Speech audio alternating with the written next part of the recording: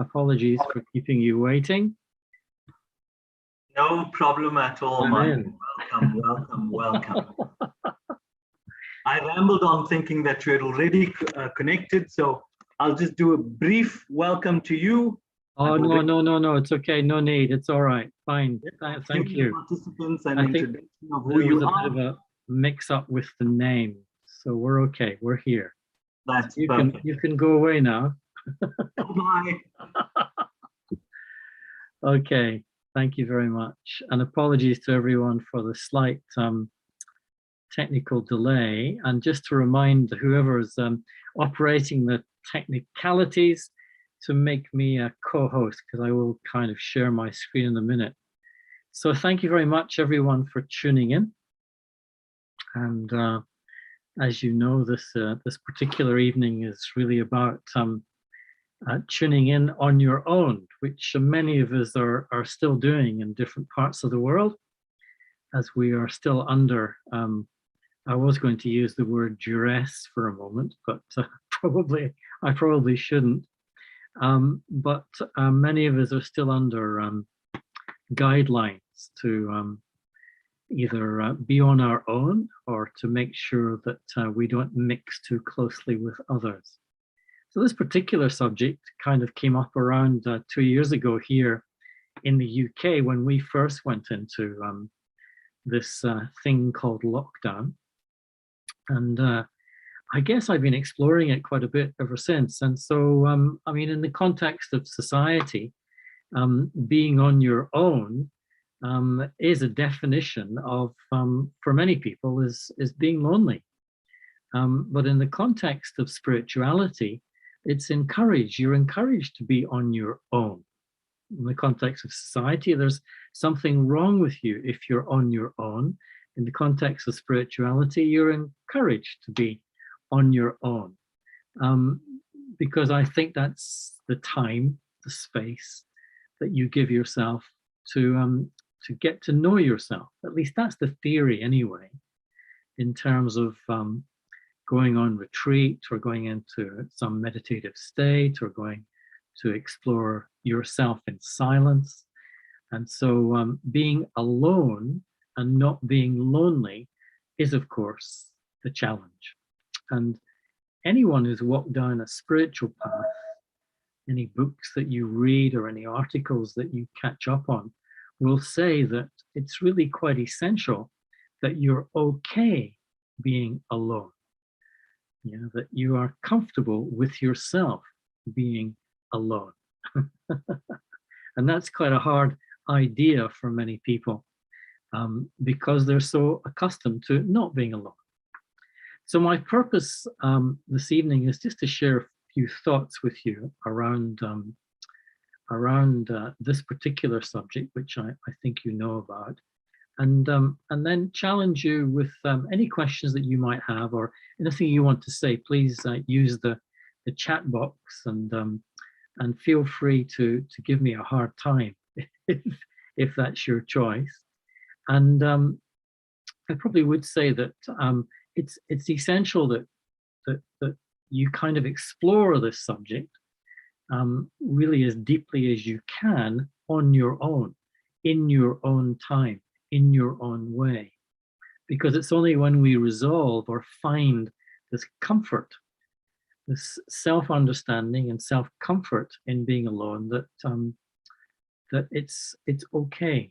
And so I'm going to invite you I'm going to share with you some information, I guess my ideas, my thoughts on this particular subject, but they're not yours. You will have to work out the way you see it for yourself.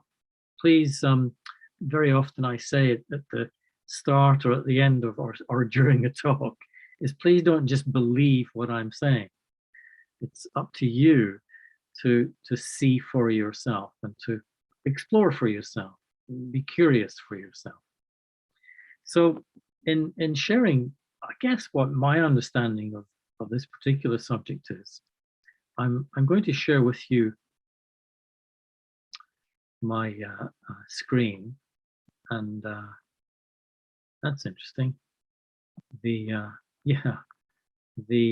first page is gone. for some reason, another technical hitch. But for me, there are 4 kinds of people. And you can sort of see which category or where you're kind of leaning at the moment in your own journey.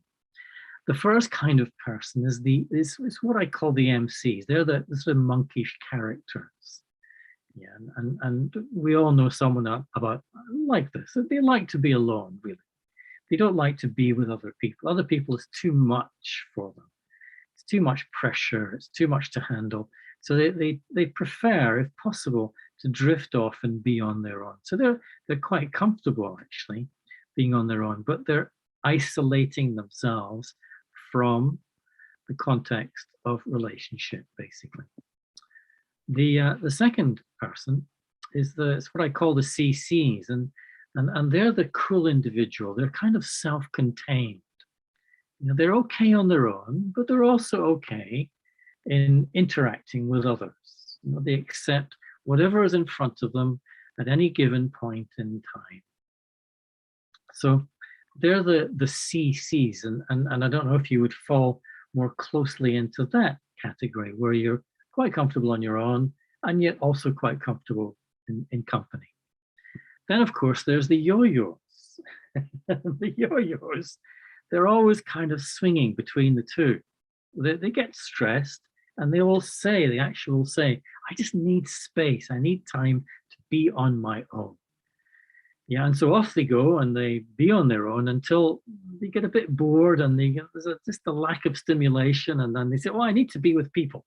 And so they get back out with people. And after a little while, after a lot of interaction, they say, oh, I just need to be on my own again. I need the time and the space. I want to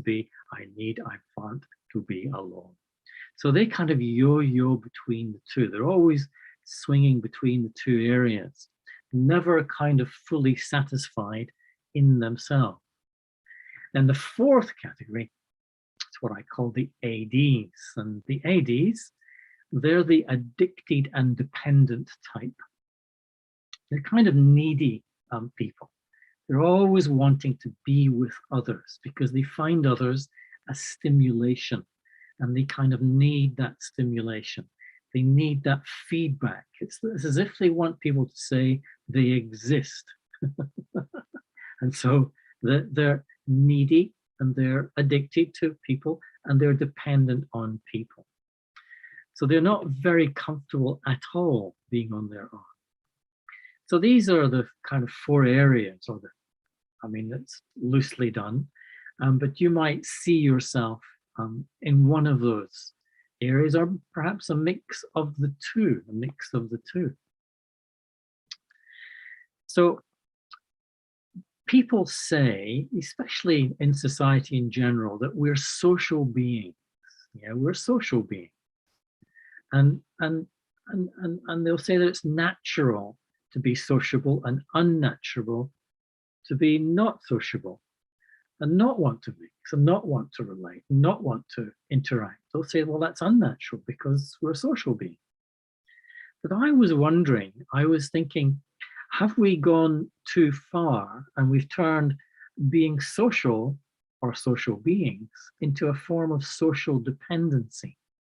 And once again, it's a little bit of a mirror that gives you a chance to look in and see if you're dependent on anyone, or just dependent on having people in your presence.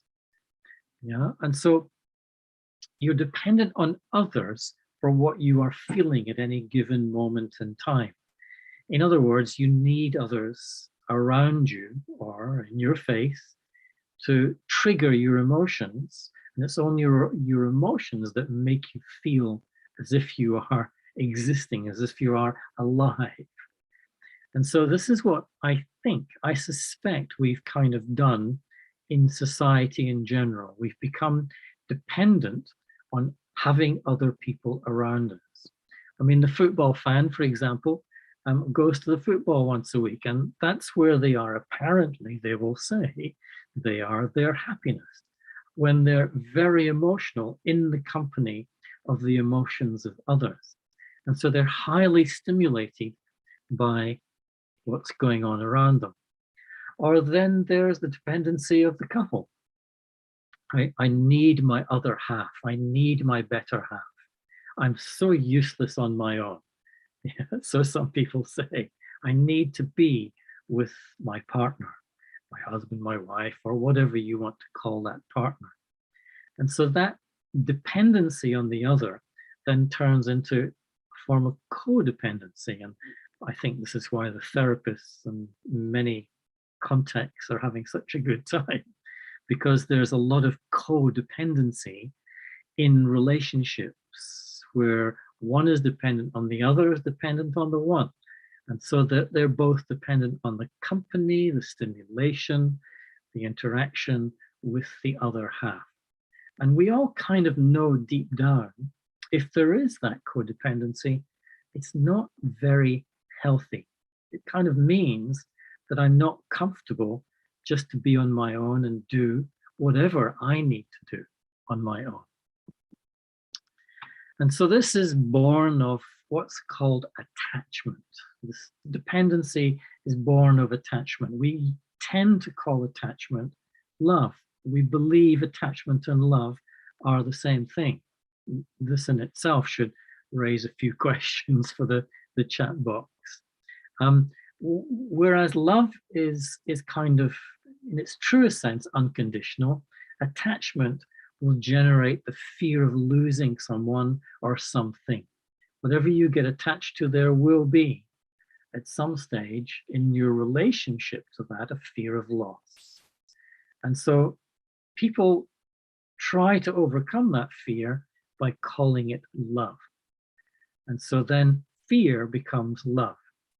And so true love is lost, basically, to people's awareness.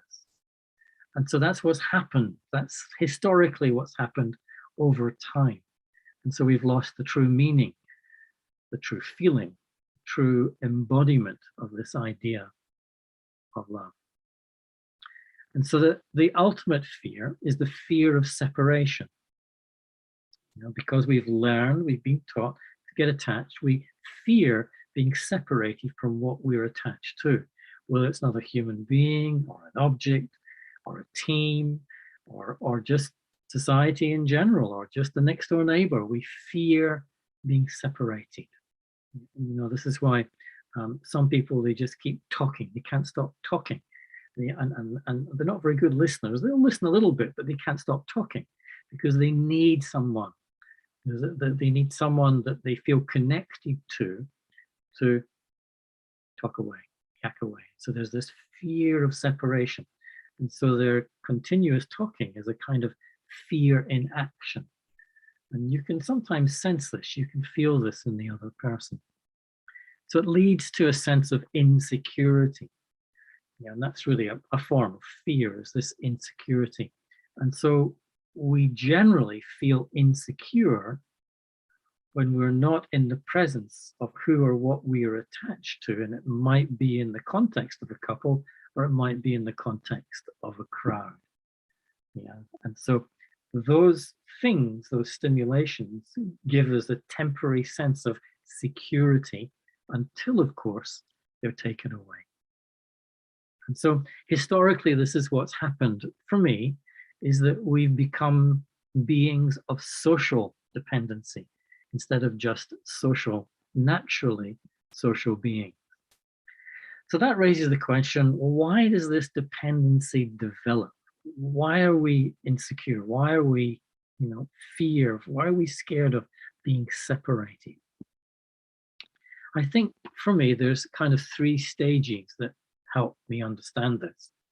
And the first stage is when you're born, it's when you're young and a baby. I don't know if you've ever noticed that the baby is born into a context where very quickly, depending on parents, of course, they have to learn to cope with the energies around them.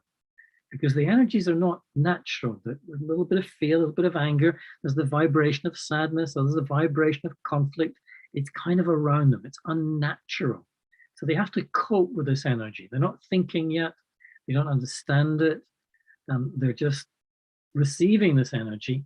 And they, as a being that has not yet learned how to be separate is learning how to cope with this.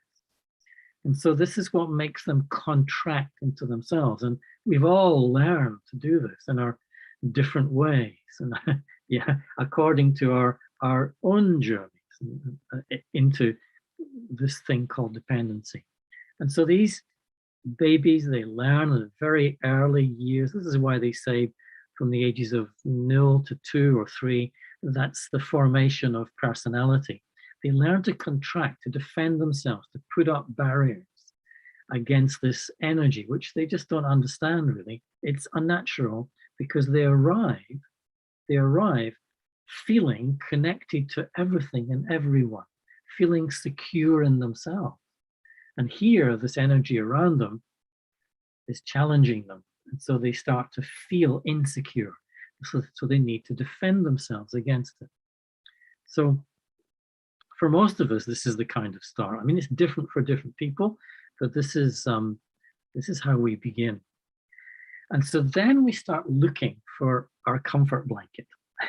In other words, we start looking for a person or an object or a place which is going to give us a sense of stability or a sense of security.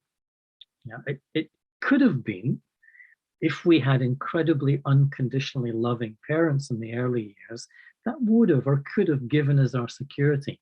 But because they were upset, because they put out this vibration that wasn't secure, then we had to defend against it. And so we need to go searching for a sense of security in the world. And so it's a comfort blanket. It's what little children have for some years in their life. And it might be an object, it might be a person, it might be a place. And so we start searching for our sense of security. And then we grow into the world. And I'm very sort of paraphrasing here. We grow into education, into school, into growing up from childhood to teenagehood and so on. And in the growth process, we're learning by watching, by feeling the presence of others, that dependency is a good thing. That our parents, they make us dependent on them. They teach us to become attached to other human beings. And so success in life is dependent on something happening externally. It depends on how attached we are to our goals, to our vision, to our achievement, etc. And so we're kind of learning that dependency and attachment is necessary in order to find moments of security in our life. Yeah, and those moments, they're necessary, and of course they're good. And so we're learning to go outside of ourselves in order to find our sense of security. Yeah, and so this is kind of happens for all of us. And so suddenly when we're adults and we're told you have to be on your own now, you have to find your security on the inside instead of outside, we're lost. And some are more lost than others. Some are more lonely than others. Some are more dependent than others, if you know what I mean. And so we all have a different strategy of coping with this idea of being alone. Yeah, and that's what we've seen. That's what we've seen in the past 2 years. So what do we learn to believe? We learn to believe, number one, that reality is primarily material, and it's the only reality. In other words, it's external from us. From the very early age, we're taught that the world is external. From the moment we bounce our toys off a hanging thing from the ceiling, we're starting to learn that reality is outside of ourselves. Yeah, and therefore, we learn that security comes from outside in. Our sense of stability and security in life has to be found outside, externally. And the third thing is we try to seek that security and acquire it. And this is what leads to attachment and dependency. It's this attempt to acquire what should really be natural on the inside. We try to acquire it from some situation, some person, some object, some place, some achievement, some goal on the outside.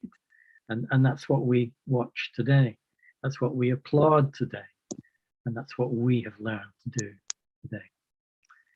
Somebody needs to mute. I can hear them clicking just a little bit. So what we all suffer from is what's called separation, what I call anyway, separation syndrome. This again may not work for you. And so the deepest level of reality is the reality of our own consciousness. It's what's going on within our own being, if you like. And this is what you might call spirit or self or soul or consciousness or psyche. This is where spirituality has its origin. And then, of course, there is the level of the mind, the reality of thoughts and feelings and decisions and judgments and so on. It's the kind of mental level. It's the activity, the invisible activity of consciousness called the mind. And then there is the visible activity of the body and behavior, the reality of the material, the visible world on the outside. And so these are the three levels of reality in the sense, and for the benefit of this sharing with you. And what we've done is we've kind of fallen from the awareness that the deepest reality is within our consciousness, totally invisible. And actually, it's a context of silence, of stillness. And then, of course, we've even fallen out of the mind. We don't feel as if we control our thoughts. We feel like our thoughts and feelings come from outside. And that's because we believe that reality is basically material, and therefore what happens in events and circumstances on the outside is affecting us. And so is responsible for us. It's responsible for what we think and feel.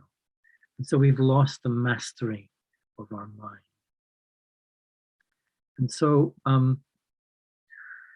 the thing is that when we're in this deepest reality, the invisible reality of our own consciousness, that's when we are connected to everyone. That's when we are not separated, if you like. There's a connection to everyone in this very subtle level of consciousness, this invisible level. There's a connection to all, and therefore there's a natural feeling of security in this state of consciousness. Yeah? And it's about raising our consciousness to restore the awareness that consciousness is what I am primarily. Yeah? But most of us are down here in the physical world where we perceive ourselves and others as separate. We perceive separation. And of course we are, because we're in separate material bodies. And so there's separation down here. And that separation causes a kind of suffering, because we're at the lowest reality that our consciousness can go to. And therefore we are, in some moments we're okay, in other moments we're not okay. There's a kind of suffering. Separation leads to suffering. And that's why we go searching on the outside, in the material world, for ways to alleviate that suffering through other people, through entertainment, through chocolate, through circumstances and events that are happening external to us. And of course, we're really searching for our happiness in the material level, somewhere outside. And when you search for happiness, as they say they are allowed to do in some constitutions in some countries, yeah, then you're guaranteed to make yourself feel unhappy. And the happiness that you might experience externally is always going to be temporary. Therefore, the security that you search for on the outside is always going to be temporary. You know? And so what we do is we try and use our mind to think our way to this sense of security. And with our mind, with our mental activity, the first thing that we have to use is our attention. And most of our attention is going on the material world. It's going on other people. It's going on separate individuals. Some attention is going to a higher place where it's restoring my connection with all. You kind of know this by what you think about. Are you thinking about deeper things? Well, if you're on this session right now, then you obviously are. You obviously do. Yeah, you're thinking about deeper, wiser aspects of life. So you, in a sense, you're going back. You're taking your attention back to that deepest or that highest reality. Where eventually, if you keep going and you integrate some practice, some mental and spiritual practice into your life, your mind will dissolve. Yeah, it'll dissolve into silence, the ocean of silence, and the mind will become like a wave, and it will dissolve into the ocean.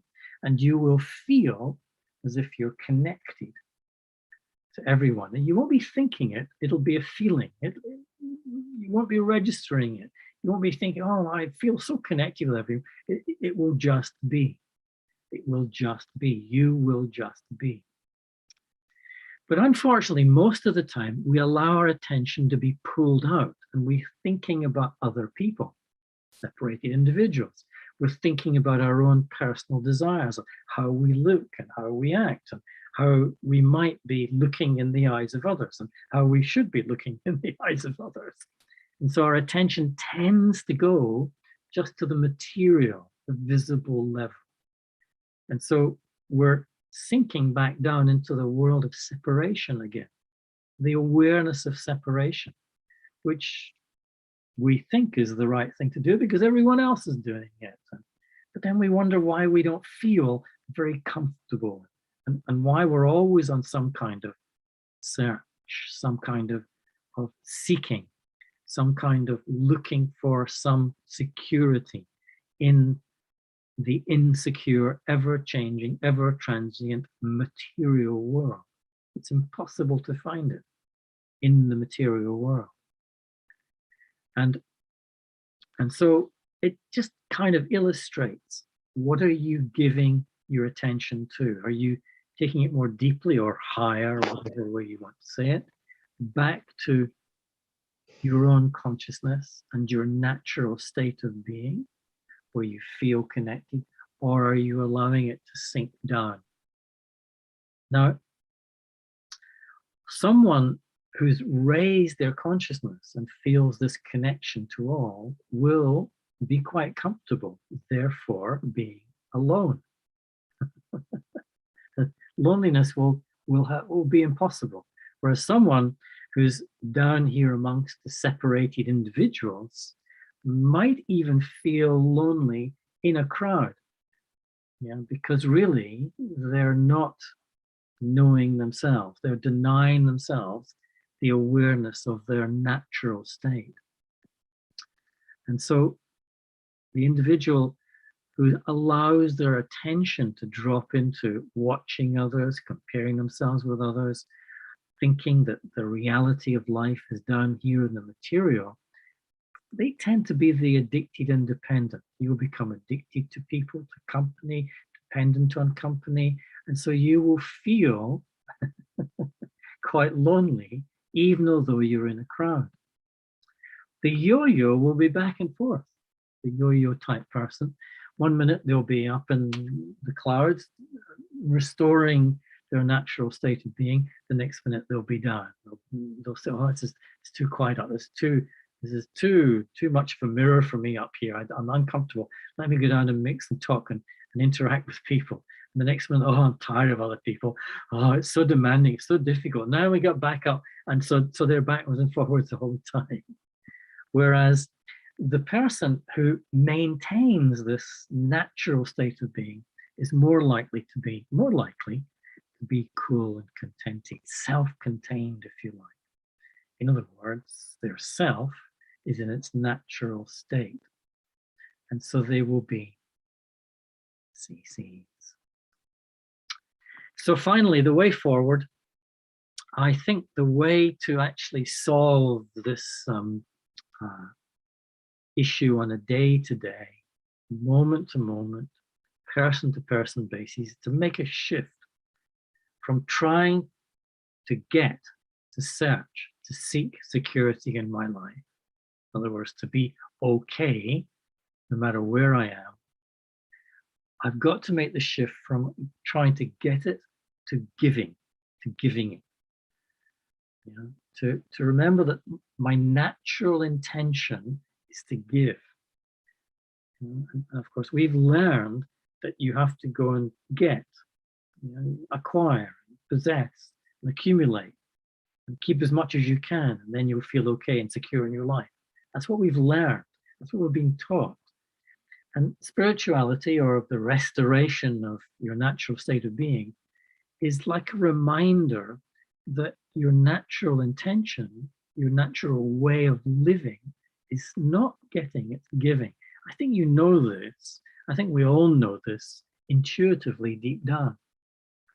So when you're trying to find security, paradoxically, it's what makes you feel more insecure. It's a bit like whenever you search for happiness in the material world, you're going to feel more frequent moments of unhappiness, because nothing in the material world can make the immaterial, the spiritual being that I am, happy.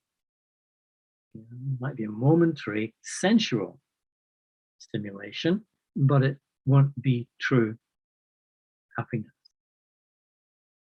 So when you give of yourself, that's when, well, you come to know your own value. When you're always trying to get something, you feel a bit empty, even when you have a lot. This is why the rich people, the richest people, say they're not very happy, because they feel a bit empty inside, even though they have everything materially. It's not really worth much in the context of the wealth that they contain within themselves. But you don't know the wealth of your own being until you give it away. And that's when you feel your own value. You don't think, oh, I'm so wealthy on the inside, I'm so valuable. You just are in the moments that you give away your wealth. And of course, the most wealthy or the most valuable energy is the energy of love, of joy. It is the energy of happiness. These are the most valuable things in human relationship. So when you're always looking and searching and seeking, then you feel a bit trapped. You feel trapped by things. I should have more of this. I should have more of that. I should be more in their company. They should be more in my company. Whereas when you have opened yourself, you are giving of yourself, and you feel a lot freer on the inside, because you're not trapped in what you believe you need. The neediness level goes down, and you're not trapped by thoughts of what you believe you've been taught that you need. You realize, I don't need anything. I don't need anything. My body needs food, but I don't need anything. I'm free. And so when you're always seeking and going and looking for security in the world outside and relationships outside, you're never loved enough. You never wanted enough. Even though someone says they love you, you still don't believe them. Oh, do you really? No, surely you don't.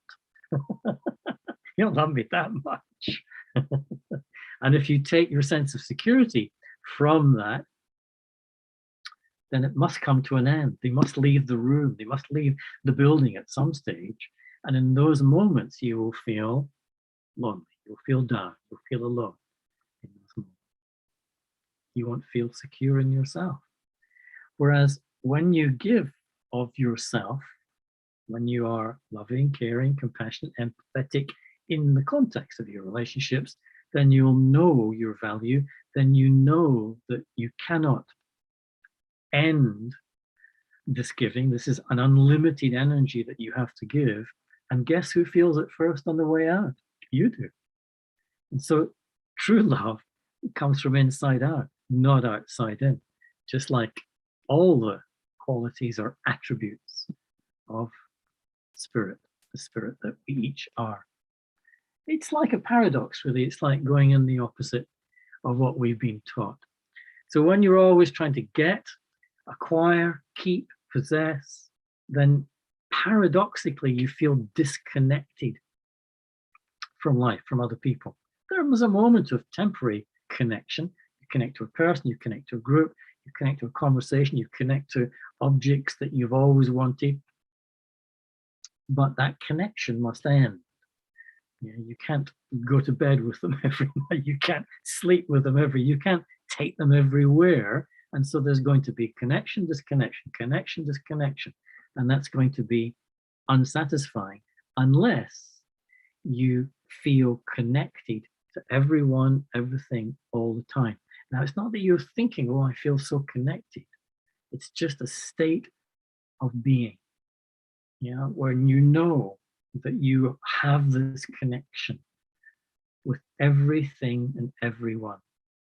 And perhaps the easiest way to illustrate that is that when you encounter someone in your life after this particular presentation, then just take a moment to be aware that that person exists both outside and inside your consciousness. They're inside, they're internal. You're creating your version of them. It's in your own consciousness that you're having your relationship with them. It's in your own consciousness that you're connecting with them. And so as you look around you, just with your physical eyes, you are actually containing everything you see. Now, free yourself from the physical, visible universe for a moment, and you will begin to sense your connection to everyone and everything. It's a bit of a leap, but it's there. It's there to be rediscovered, is your connection with everyone and everything on the inside, within your own consciousness. And that's the dissolution of separation. So when you're on the road to getting, as you have been taught, to get achievement, get qualifications, get the position, get the person, get, acquire, possess, and so on, that's the basis of loneliness. It's really weird, actually. You wouldn't think it is, but you will feel alone and lonely. Whereas when you're giving of yourself, well, there might be a space of aloneness, but you're okay. You're not lonely in that inner space. Yes, the old saying, we come alone, we go alone. Yeah, that's fine. In between, we interact with people. And I'm never lonely because I never lose that consciousness of being alone and being okay in that consciousness. I don't need anything to fill me. I'm already filled. I'm already satisfied. And so I'm not needy. I'm not searching for anything. I already have everything that I need on the inside. It's what gives me my value in the context of my relationship. Hey. So I need to say thanks for coming with me. And that's just a few ideas, a few insights, I guess, into this alone or lonely challenge that we all face in our life today. So let me stop here and see if there's any questions. I've lost the chat box now, so I can't see any. Thank you so much, Mike. Yeah. Definitely a very interesting and very needed conversation. And so true, that paradox that you've just highlighted for us, that the more secure I feel in being alone, the more connected I actually feel with the world and everyone around me. And in traditional thinking, that's not what we get taught to be comfortable in. So one of the questions that actually came up was, is it wrong to get attached to someone you love? Yes. You know, how do we go about that one? Well, for me, it's not wrong. It's not a question of right or wrong. It happens, you know, and until if you spend a lot of time thinking, well, this is wrong, I shouldn't be so attached and so on, then you're kind of resisting it on the inside and it's becoming stronger. And so it's not a question of right or wrong, it's a question of seeing through it, understanding that the attachment I have for this person is not love. Or the moments of attachment, which, you know, the more aware you become of these moments of attachment, is when love disappears. Yeah. And so, you know, there's an old saying around love. Love is letting go. You know, true love cannot be present in a relationship unless there is no attachment. Where there is attachment, there will be fear, and therefore anger, therefore expectation. Yeah. Whereas love has no expectation. True love, if they want to go, will say, okay, see you later. It's okay. I'm always with you. I'm available for you. I'm here if you need to talk anytime in the future. Whereas attachment will say, oh, don't go. Please don't go. Please don't leave me. You know you need me. So that's what attachment will say. Attachment will try and keep and hold on and possess and become dependent upon, whereas love will let go, will release. You know? And so that is only possible until I realize, it's only possible when I realize that I'm not needy of the love or attention or the company or the presence of the other to feel okay in myself. I feel okay whether they're there or not there.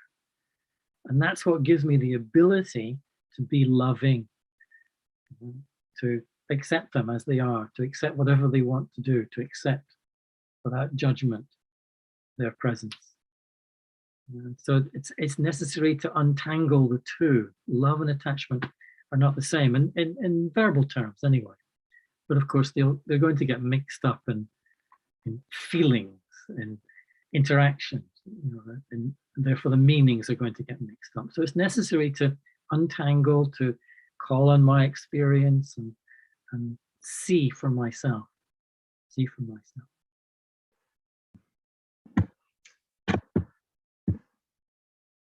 So powerfully put.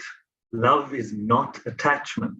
And yet that's, again, in this month of love and in this month where we celebrate Valentine's Day, that's all the media images and messages is all about. How attached we are determines how we express the love we hold for each other. Yeah. And the more detached we are, the more that gets frowned upon. Yeah. And that means I need to look internally. So one of the other questions that came up was, how do you remove yourself from the negative thoughts of the self, which occur so often and it becomes your daily norm? Or could this sometimes just be a phase? Bit of both, really. It is a phase, but it's a question of really understanding, once again, there's no negative or positive at the level of thinking. You know, the mind in which you give form to your thoughts, thought forms, happens in your mind, which is a function of your consciousness. Yeah, it's a function of consciousness, not a function of brain, a function of consciousness. And in consciousness, there are no opposites. There's no duality. There's no good, bad, right, wrong, positive or negative. And so there is just thinking. So then what is the quality of your thought? And here I have to do a bit of an opposite to illustrate there's high quality and low quality and all the various qualities in between. And so at the deepest level, there is your natural state of being, out of which there are vibrations. You're constantly vibrating, and those vibrations are rising from the very core of your being, and they arise into thought forms. The vibrations that you have become thought.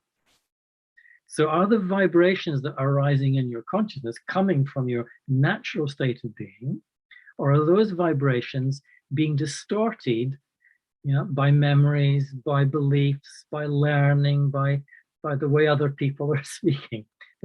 Are they being distorted? And therefore, by the time you become aware of them, you call them negative, because they're not very good thoughts. They're not very happy thoughts. They're not very harmonious thoughts.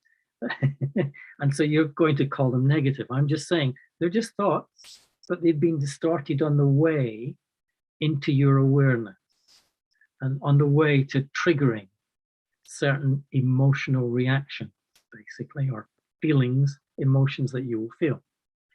And so it's necessary to see this for yourself, to see this process for yourself, not to go, oh, I shouldn't be so negative.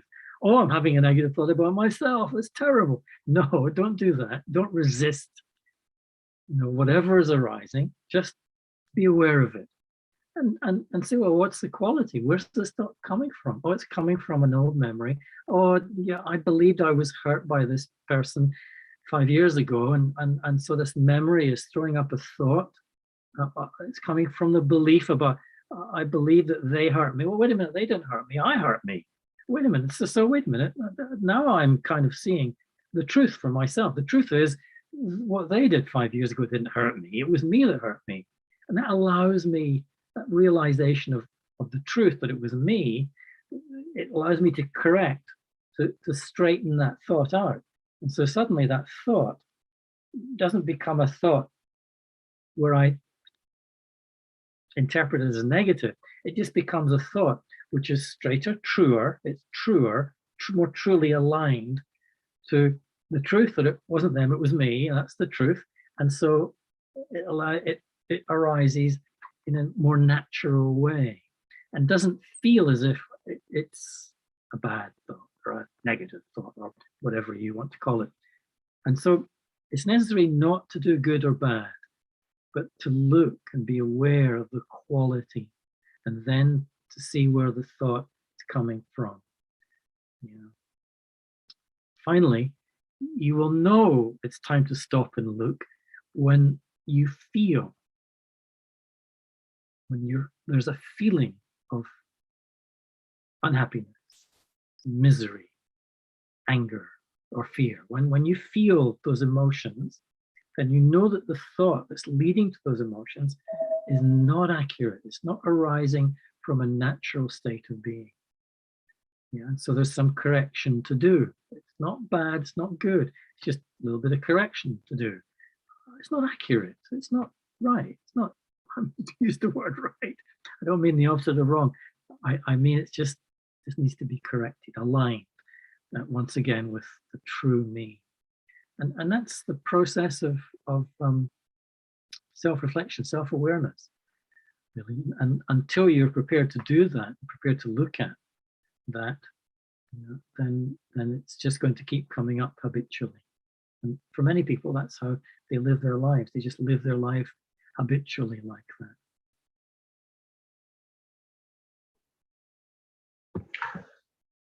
Mike, thanks so much for illuminating this very deep topic of being alone rather than lonely. On the chat box, so many messages are coming expressing sincere and heartfelt gratitude because of the fact that these principles can alter the quality of lives and the quality of our thoughts. So thank you for that. Before we sign out tonight, would you lead us in a meditation? And then I think Mirko will have an announcement at the conclusion of your meditation. Okay, so yeah, it's good to finish just with a moment of quietness together. It's kind of advisable, really, that to look away from the screen and not watch what's on the screen. We've probably giving screens enough of our attention anyway. But then when you look away, then you're just going to rest your eyes on a point somewhere, or you can close your eyes if you want. But in the meditative journey or process, it's necessary to free yourself from labeling and judgment and naming and all the things that you will do when you're watching a screen. So just look away and then just relax your body. You know, step number one is just to relax your body in the chair. And then bring your awareness to yourself. And just be aware of yourself. Being aware just for a moment. So that you're drawing all your attention back to you. And notice that you're sitting here, just above behind the eye. You're kind of using the eyes to look out into the world. But now you're going to go beyond what you're seeing. As if you've got a third eye. And the third eye is this eye of awareness. You're going to become aware of yourself at a deeper level.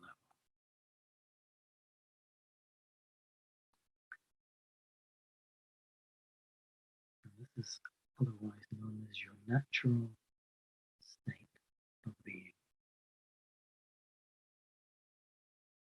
And your natural state of being is to be very relaxed, very calm, peaceful, and yet very aware, watching, witnessing whatever thoughts arise, whatever feelings come, they go, they pass.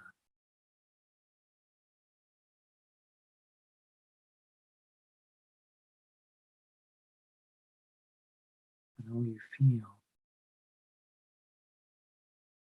is peace.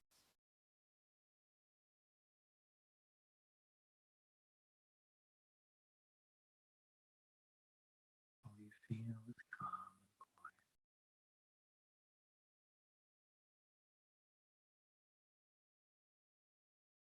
And you know you don't pass. You're always here.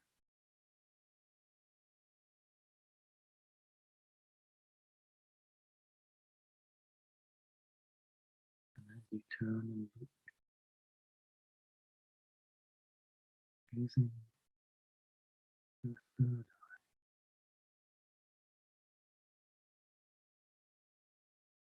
you can see there is an unlimited, unbounded universe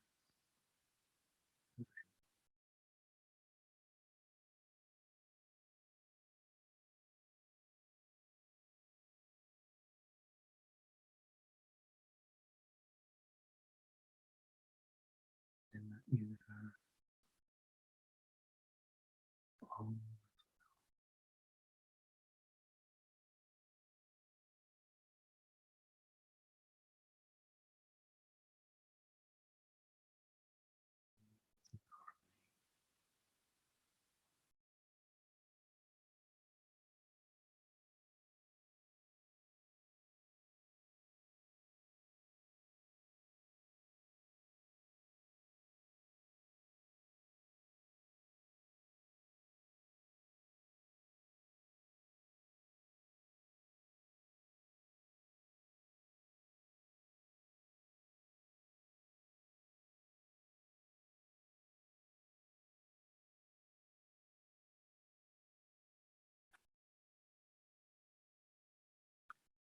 good.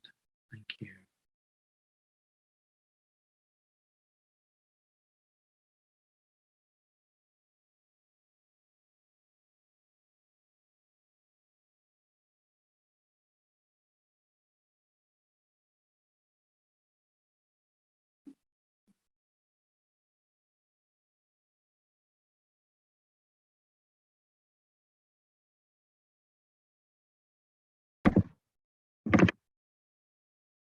think again, Mike, just from all of us, not only in South Africa, but we have guests who's joined us from all over the continent and even in Europe.